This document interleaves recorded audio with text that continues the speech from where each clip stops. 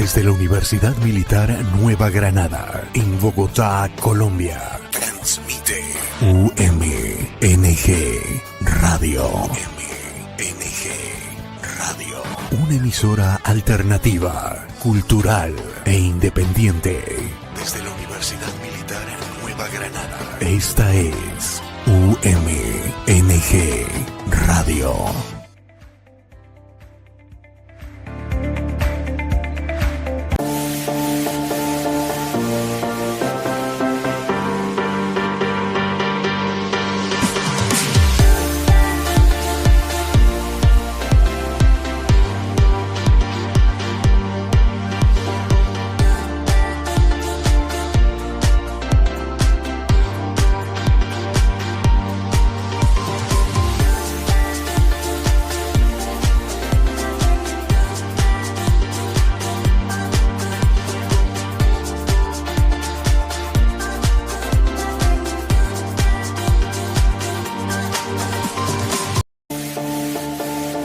Tune in and speak up. Hello English learners. Want to learn something interesting whilst having fun? Welcome to Tune In and Speak Up, the podcast where you'll get to know this beautiful language in depth. Each week, we'll dive into exciting topics, share practical tips, and tell you fascinating English language stories. So whether you're studying, going to work, or just relaxing, connect, listen, and let's make English part of your world. Wherever you are, whenever you want, just hit play, tune in and listen up. Tune in to UMNG Radio every Tuesday from 11 a.m. till noon. Don't just learn English, live it.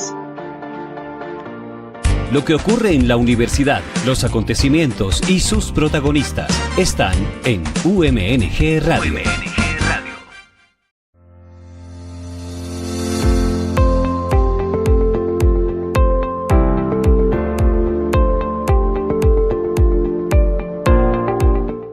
Hello, everybody. Good morning.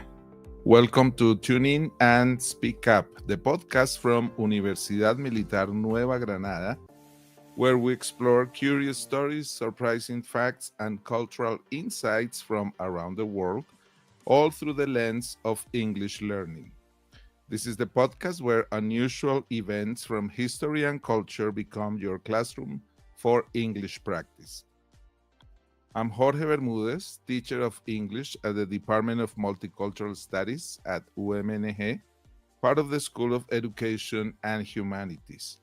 I'll be your guide through some of the most unusual and thought-provoking topics, from do-it-yourself countries to forgotten inventions and strange scientific discoveries. Whether you're learning English as a second language or just love learning something new, this podcast is for you. Ready to improve your listening skills, expand your vocabulary, and engage in meaningful conversations? Then grab your headphones, tune in, and let's speak up. Okay. Lo que ocurre en la universidad, los acontecimientos y sus protagonistas están en UMNG Radio.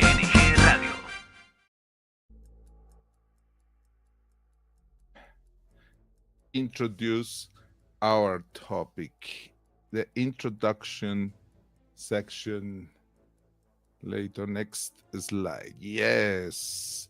Today, we're going to explore something that sounds like it comes straight out of a fantasy novel or maybe even a video game, but it's actually very real. Imagine this. You wake up one morning and decide that from now on, your apartment, your garden, or maybe even that little piece of land in the middle of nowhere is no longer part of the country you live in. Instead, is your very own independent nation. Let me ask you, what if you really could start your own country? What would it look like? Picture yourself designing a brand new flag with colors and symbols that represent only you. You could write your own constitution, the set of rules that explains how your nation works. You could invent your own national holidays and choose an anthem that everyone in your new land would sing with pride, even if the everyone is just you and maybe your family. You might even create your own passports and decide exactly who is allowed to enter your borders. Sounds exciting, doesn't it? No more paying taxes to a government far away. No more following laws that you don't agree with. Instead, you make the rules. You decide how things work. You choose what your society values are. It's your own land, your own rules, your own nation. And while this might sound like pure imagination, something fun to dream about but impossible in practice, there are real people who have tried to do exactly this. For them, the idea of having their own country is not just a fantasy, it's a project they work on seriously, sometimes for years or even decades. These bold and unusual attempts are called micronations, tiny, self proclaimed countries that almost always exist within the borders of real nations. Most of them are very small, sometimes just one house, one farm, or even a platform in the ocean. Some are funny, some are creative, and some are surprisingly serious. Now, it's important to know that these so called nations are not officially recognized by the international community. They don't have a seat at the United Nations. You won't find them on most world maps. But their existence raises fascinating questions. They make us think more deeply about what a nation actually is. What does it mean to be a sovereign state? That's the word sovereignty, and who has the right to decide it? It's a country real only when others agree it exists? Or can a determined individual simply declare independence and call themselves a nation? In today's episode, we're going to uncover the strange and entertaining world of micronations, what they are, why people create them, the major challenges they face, and some of the most famous and peculiar examples from around the world.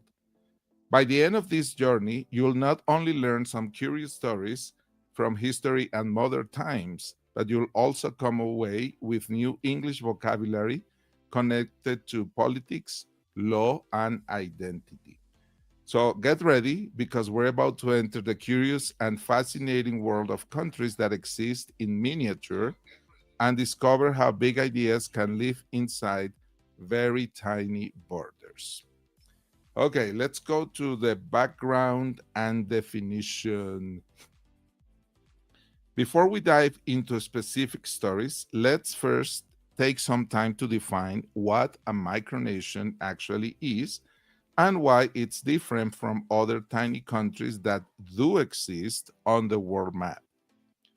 A micronation is generally described as a self-declared entity that claims to be an independent nation or state, but lacks official recognition from established governments or international organizations.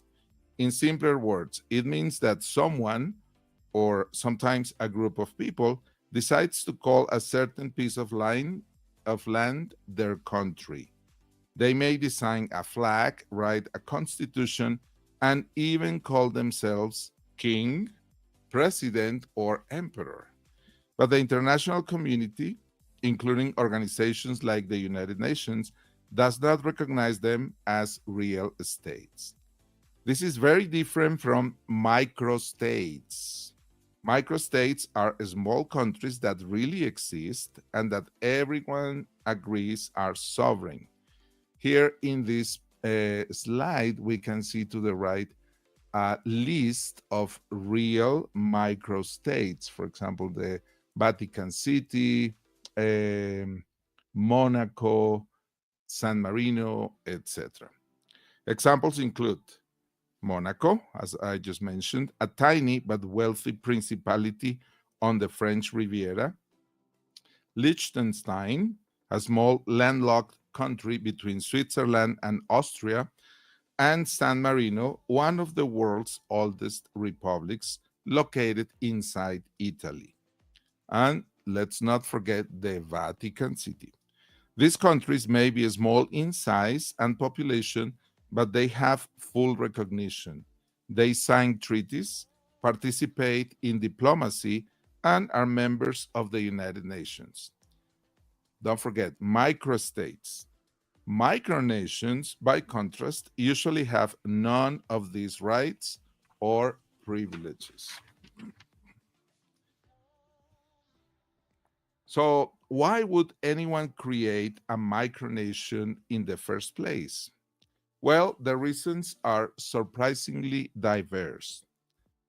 Political protest, for example. Some people set up micronations as a way to send a political message.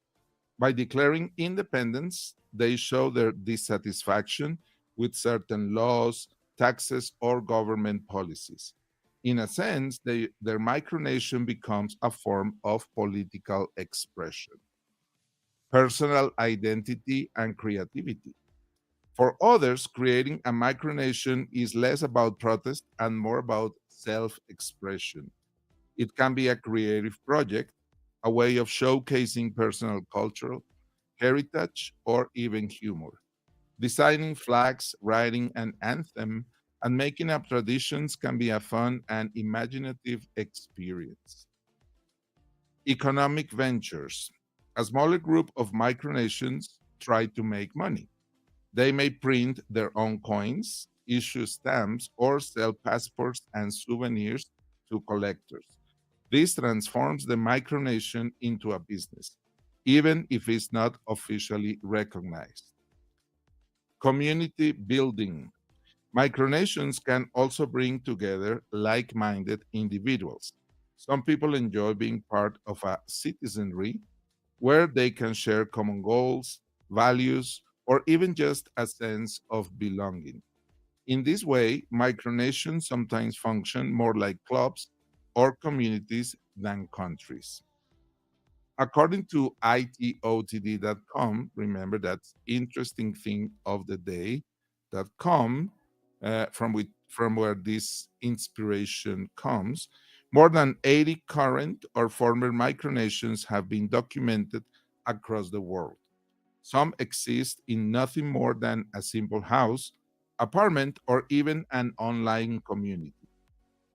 Others claim physical territory, a private farm, a tiny platform at sea, or sometimes even larger areas, although these claims are not legally recognized. What makes them so fascinating is how they imitate the structure of real nations. Many create national symbols, flags, constitutions, anthems, currencies, and stamps. Some go further, issuing passports of or medals of honor. Leaders often give themselves grand titles, ranging from president to monarch or even emperor. And with the internet, many micronations maintain official looking websites, digital archives, and legal documents to reinforce their identity. But here's the critical fact: despite all of these efforts, micronations are not recognized as sovereign by other states or by international law. Recognition is the key to legitimacy in the global system. Without it, micronations cannot sign treaties, join the United Nations, or exercise the full rights of an independent country. They remain, at least legally, more like imaginative experiments or symbolic gestures. Still, this lack of recognition has never stopped enthusiasts. If anything, it adds to the charm and mystery of micronations. People continue to dream of creating their own country, even if the world does not formally acknowledge it. And this persistence raises a deeper question: what does it really take to be considered a nation? Later, let's talk about the challenges of creating a micronation. Now that we understand what micronations are and why people create them, let's take a closer look at the challenges they face. Because, as fun and fascinated as it sounds to start your own country, it's not nearly as simple as drawing a flag, writing a national anthem, or declaring independence. Building a country, even a symbolic one, involves many complicated obstacles, both practical and legal. The first and perhaps most fundamental problem is land. Every piece of land on earth is already claimed by existing countries. There are no truly unowned territories left where someone could easily set up a new state. Even remote islands, deserts, and ice covered regions fall under some kind of national or international jurisdiction. Take Antarctica, for example. Some people imagine it as a place where they could establish a new nation since it has no permanent population. But Antarctica is governed by the Antarctic Treaty System, an international agreement that prohibits new territorial claims and bans private ownership of land there. That means even if you could plant a flag and announce that your nation has been founded, it won't be legally recognized or respected. Because of this, most would be founders of micronations have only two choices. One, declare independence from an existing country. This is what some do when they believe they have a right to self determination. However, such declarations rarely lead to real change. Larger governments typically ignore them or, in some cases, take legal action if they see them as a political threat. Two, find unusual or unclaimed spaces, like the one we have in the picture, right? It looks like no one is interested in that piece of land. It's an abandoned piece of land. So you think, okay, I'm going to take this because it's an unclaimed space. Some creative individuals have turned to abandoned sea platforms, artificial islands, or other unconventional territories. These borderline spaces are technically outside normal land ownership, which makes them attractive to micronation founders, though they still exist in a legal gray area. The second major challenge is recognition. In international law, a state only truly exists when others recognize it as such. The recognition of sovereignty, meaning that other nations agree that your country is real, is what transforms a self proclaimed territory into an actual member of the global community. For instance, when South Sudan gained independence from Sudan in 2011, it quickly became an internationally recognized country. The United Nations accepted it as a member, and dozens of nations established diplomatic relations. This kind of recognition gives a state legitimacy and access to international rights, such as the ability to trade, that's maintain business, sign treaties, and protect its citizens abroad. Micronations, on the other hand, almost never achieve recognition. Even when they send letters or symbolic applications to the United Nations or nearby governments, they are simply ignored. Without recognition, a micronation remains invisible on the global stage. It might have a name, a flag, and even citizens, but legally it does not exist. A third obstacle is resources and governance. A functioning nation must provide for its people. This means having systems for water, electricity, healthcare, education, communication, and law enforcement, that is, police force. These are essential elements of a real country's infrastructure.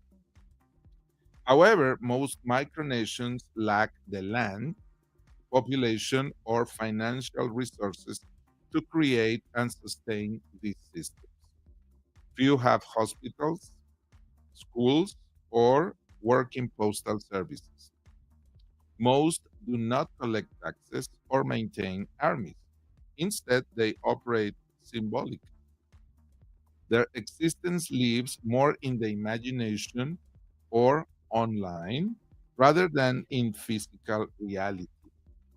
Many of them use websites as their main territory, creating a virtual space where citizens interact and share national pride. Another important challenge is citizenship and population. A nation, by definition, needs people, citizens who share a national identity and contribute to its community. Yet, many micronations consist of just one individual, the founder. Others may include a handful of family members or friends who participate for fun. Some micronations open online citizenship programs where anyone can apply to become a citizen by filling out a form of paying a small fee. But these memberships are usually symbolic. There's no physical residence, no government services, and no legal obligations such as taxes or voting. In other words, it's more like joining a club or a fan community than becoming a true citizen of a sovereign state. Finally, one of the biggest long term obstacles is legitimacy and stability. For a nation, even a micronation, to be taken seriously, it must show continuity, organization, and some degree of seriousness. Many micronations collapse after a short time because they depend entirely on the energy, creativity, and enthusiasm of their founder. When that person loses interest, the entire project often disappears. To survive, a micronation must maintain consistent communication, update its online presence, and keep its citizens or fans engaged. A few have managed to do this for years or even decades, showing that while fragile, these projects can endure when treated as a long term commitment rather than a short term joke. So, while starting a micronation is technically possible for anyone with imagination, maintaining one is far more difficult. The combination of legal, geographic, political, and logistical challenges makes survival nearly impossible. Yet, some examples have stood the test of time, and their stories are as entertaining as they are thought provoking. They remind us that even small dreams of independence can reveal big ideas about identity, freedom, and human creativity. Okay, let's talk about some examples. The most famous examples of micronations. Everything about these pictures and these micronations is funny, really. Okay, now that we have explored the challenges of starting and maintaining a micronation, let's look at some of the most famous examples. Real cases where individuals or small groups have tried to bring their dreams of independence to life. Some are serious experiments in political philosophy, while others are humorous social commentaries or artistic performances. Yet all of them show the creativity, persistence, and imagination behind the idea of founding a new nation. Let's begin with one of the best known cases, the Principality of Ceylon. Here to the right, the upper picture, that's the president of the Principality of Ceylon. Sealand is perhaps the most famous micronation in the world, and for a good reason. It has survived for decades. It was founded in 1967. That's the year I was born, by Paddy Roy Bates, a former British Army major. Bates occupied an abandoned World War II seaport located about 7 miles off the coast of England. The platform, known as Ruff's Tower, was built during the war to defend against German aircraft. But after the war ended, it was left unused. Bates, don't forget the name, Paddy Rowe Bates. Bates declared the structure independent from the United Kingdom, named it the Principality of Sealand, and appointed himself Prince Roy. He even designed a national flag, a coat of arms, and printed passports. For a while, Sealand operated like a small kingdom at sea. When the British government attempted to remove him, the courts ruled that the fort lay outside British territorial waters at the time, giving Sealand a temporary sense of legal independence.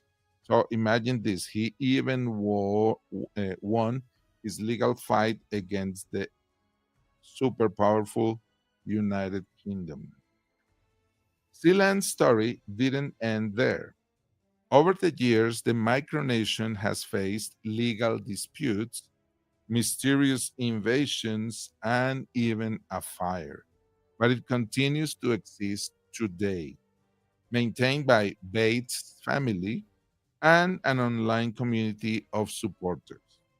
It has its own website, offers titles of nobility for sale, and serves as one of the longest lasting examples of a self declared state. So, if you're interested in becoming a count or a lord or some kind of league royal title, this may be the place for you. Okay, let's continue. Another fascinating example is the Republic of Molossia, located in the US, the previous one later with the list. The Republic of Molossia, located in the US, the United States, state of Nevada. Founded by Kevin Bott in 1999, Molossia occupies a small patch of desert land near Dayton, Nevada. It has its own flag, currency, that is the money, that is called the Valora, national anthem, and a mock customs checkpoint. So if you go there, you have to go through customs checkpoint. Visitors are welcomed for official tours, and Bog rules the country with humor and pride, referring to himself as the president.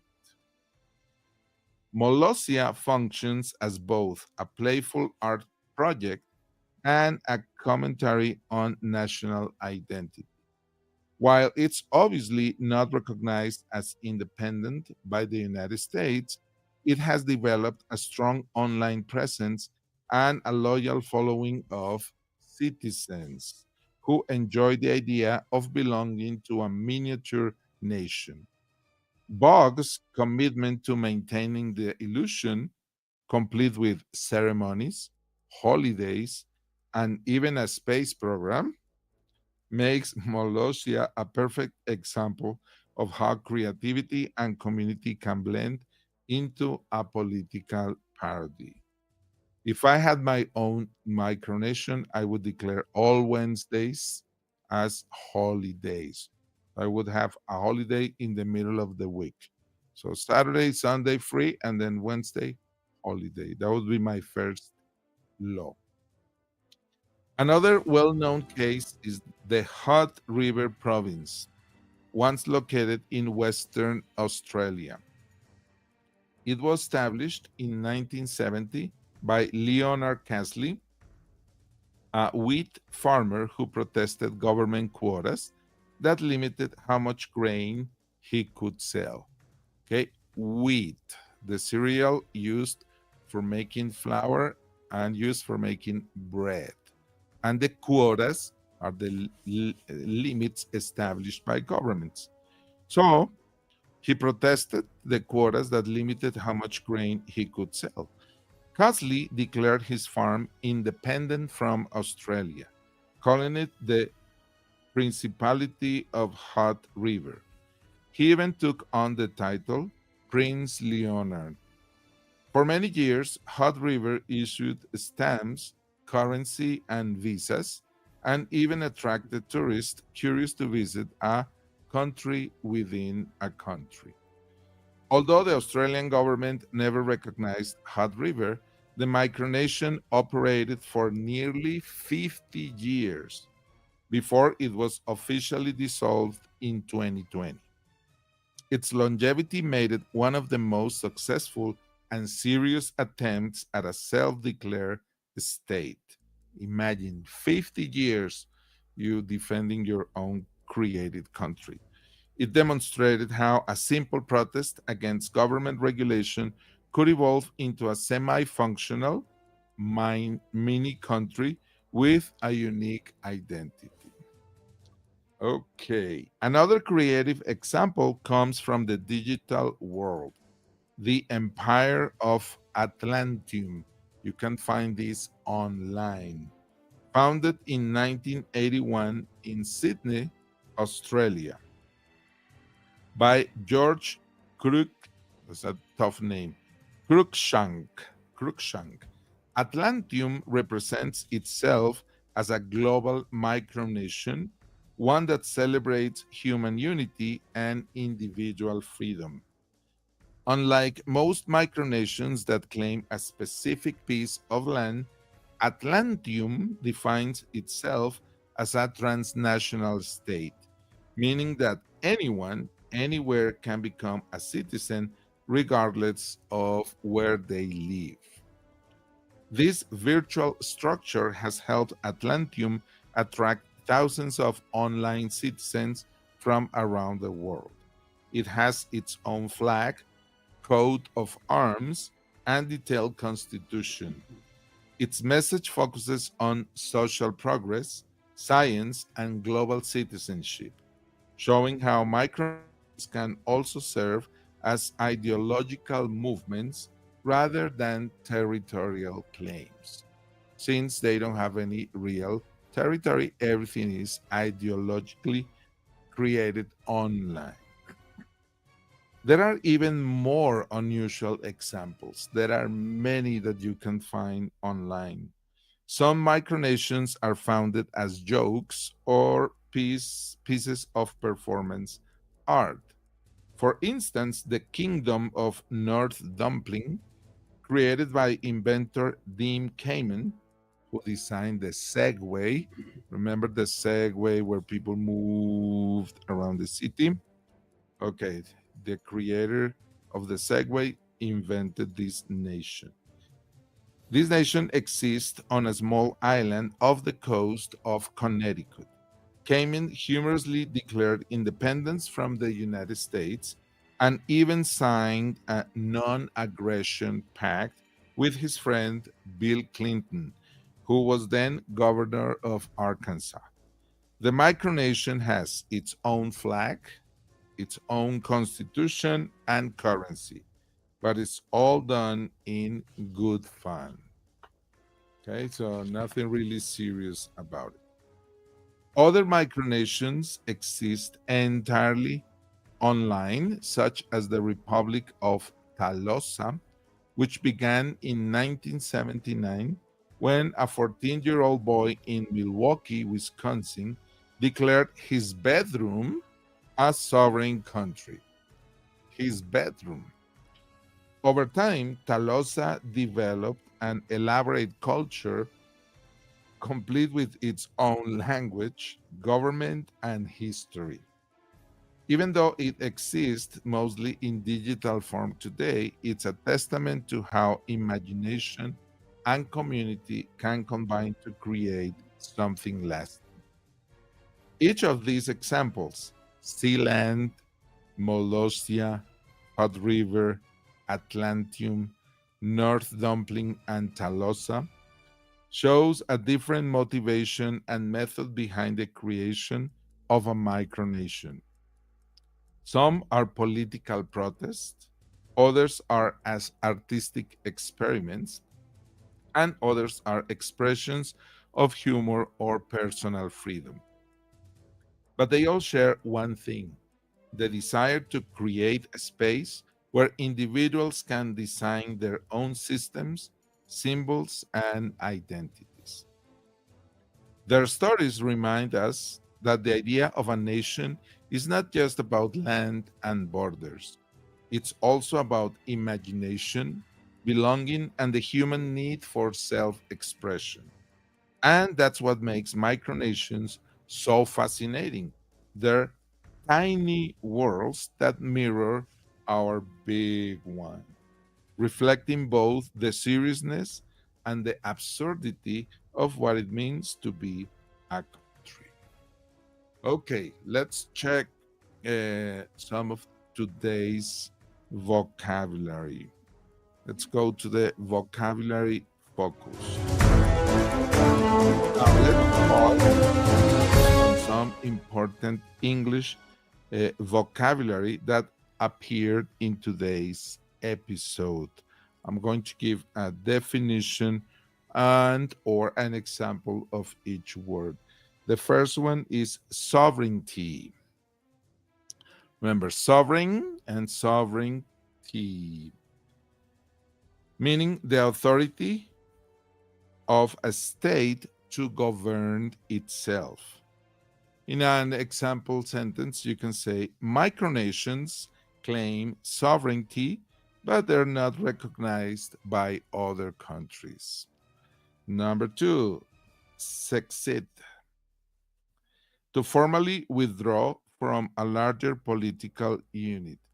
Example, the Principality of Hot River attempted to secede from Australia. That means a secession, a separation. Number three, jurisdiction, the official power to make legal decisions. In an example sentence, we can say micronations exist inside the jurisdiction of real estates. Number four, recognition, the official acceptance of something as valid. In an example sentence, we can say, without international recognition, a micronation cannot function as a real country. Number five, autonomy, meaning self-government or independence. In an example sentence, we can say, many micronations are founded in pursuit of autonomy.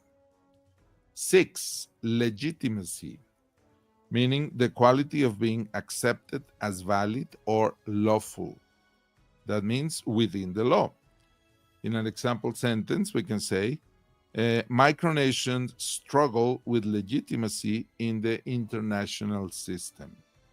Number seven, annex, to take control of land and add it to your own territory. Example, countries sometimes annex land, by micronations cannot. That means making one territory part of yours. Eight, infrastructure, the basic physical and organizational systems needed for a society. In an example sentence, we can say most micronations lack infrastructures such as healthcare or schools. Remember that we mentioned water systems, sewage, aqueducts, electricity, power lines, etc. Infrastructure. Number 9, Constitution, a set of fundamental laws that define a nation's principles. Example, some micronations even write their own constitutions. And finally, 10, Diplomacy, meaning the practice of managing international relations. In an example sentence, we can say real nations use diplomacy. Micronations usually cannot do it.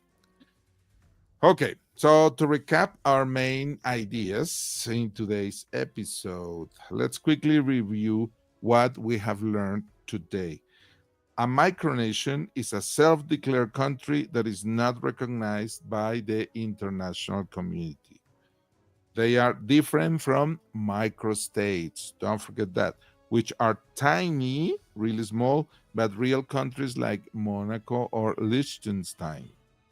The biggest challenges micronations face include finding land, gaining recognition, providing resources, attracting citizens, and establishing legitimacy. Some of the most famous examples include, don't forget, Google these names: Sealand, the Principality of Hot River, the Republic of Molossia, and the Kingdom of Tolosa. Micronations may not be taken seriously by governments, but they raise interesting questions about what makes a country real, and they provide creative outlets for people around the world.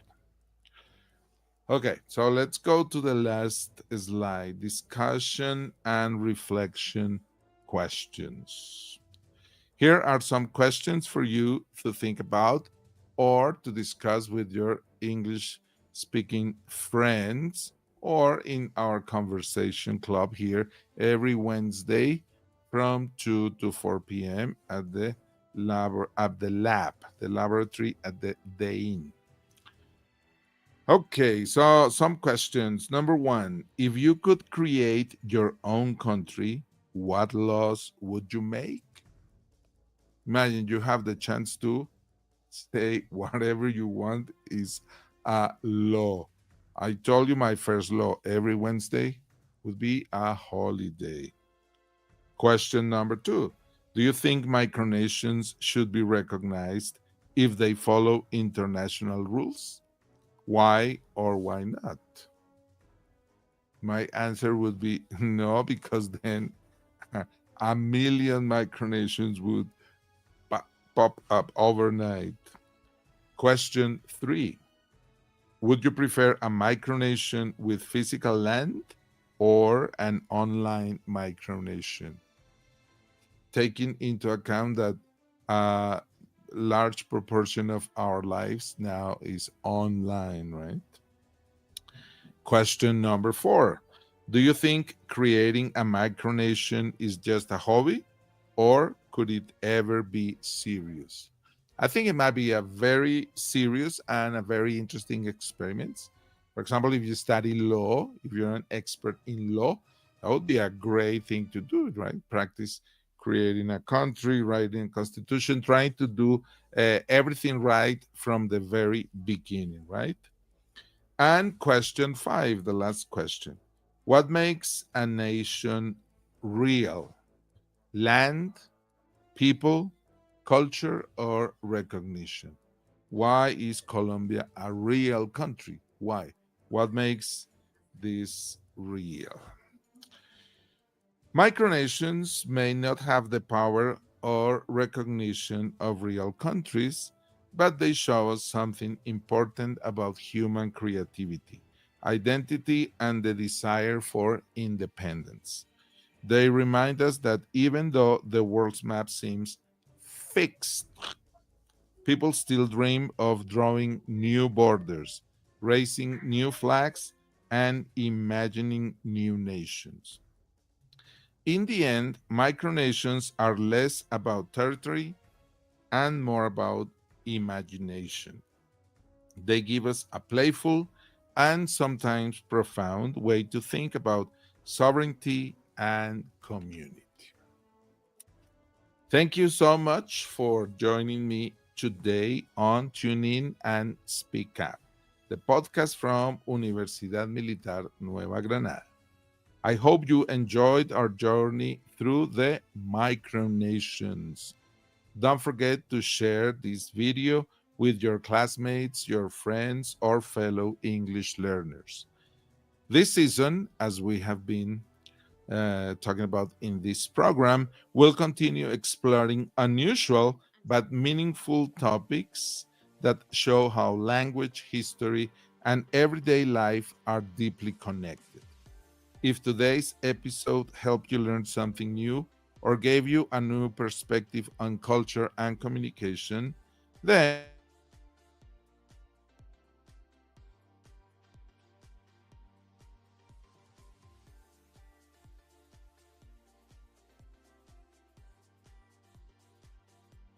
and your voice helps shape future episodes. This podcast is for learners like you, curious, committed, and ready to take the next step. We'll be back next week with another topic that might surprise you.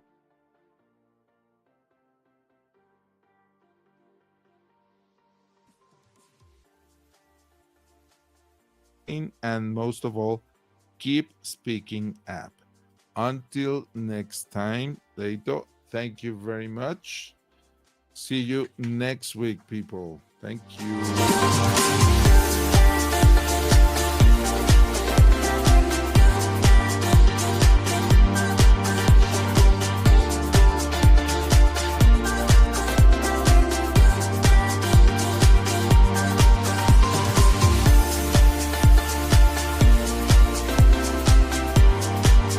Lo que ocurre en la universidad, los acontecimientos y sus protagonistas están en UMNG Radio.